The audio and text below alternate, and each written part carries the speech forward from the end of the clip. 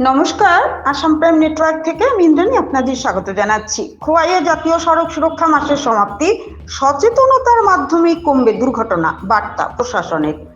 সড়ক সুরক্ষা জীবন সুরক্ষা এই স্লোগানকে সামনে রেখে 1 জানুয়ারি থেকে 31 জানুয়ারি 2026 পর্যন্ত পালিত এক মাসব্যাপী জাতীয় সড়ক সুরক্ষা মাস 2026-এর সমাপ্তি অনুষ্ঠান আজ খোয়াই বিআরসি হলে অনুষ্ঠিত হলো। অনুষ্ঠানে উপস্থিত ছিলেন খোয়াই জেলা শাসক রজত পন্থ, খোয়াই জেলা পুলিশ সুপার অনাদিত্য দাস, খোয়াই জেলা পরিষদের সদস্য অনুকূল দাস সহ প্রশাসনের বিভিন্ন স্তরের আধিকারিক ও জনপ্রতিনিধিরা। সমাপ্তি অনুষ্ঠানে বক্তারা সড়ক নিরাপত্তা, ট্রাফিক আইন মেনে চলা এবং জনসচেতনতার গুরুত্বের উপর বিশেষভাবে আলোকপাত করেন। তারা জানান, রাজ্য জুড়ে যান চালকদের নিয়ে ধারাবাহিক সচেতনতা শিবির আয়োজনের উদ্যোগ ইতিমধ্যে গ্রহণ করা হয়েছে, যাতে চালক ও পথচারীদের মধ্যে সড়ক নিরাপত্তা সম্পর্কে আরো বেশি সচেতনতা গড়ে তোলা যায়।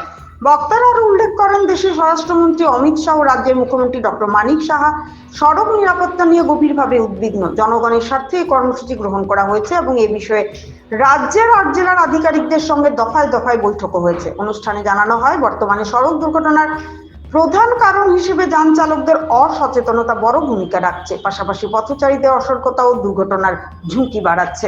বাজার এলাকা, স্কুল কলেজ সংলগ্ন অঞ্চল সহ জনবহুল এলাকায় যানবাহনের গতি নিয়ন্ত্রণ রাখা অত্যন্ত জরুরি হলেও অনেক ক্ষেত্রে বেপরোয়া গতিতে যান চলাচলের ফলে বিপজ্জনক পরিস্থিতির সৃষ্টি হচ্ছে। সামান্য সতর্কতা বহু মূল্যবান প্রাণ রক্ষা করা সম্ভব হলেও বক্তারা মত প্রকাশ করেন।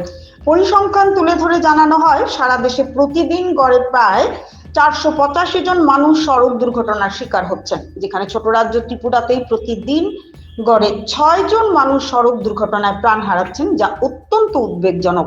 খোয়াই জেলা পুলিশ সুপার অনাদিত্য দাস যান চালকদের ট্রাফিক নিয়ম মেনে চলার জন্য বিশেষভাবে আবেদন জানান।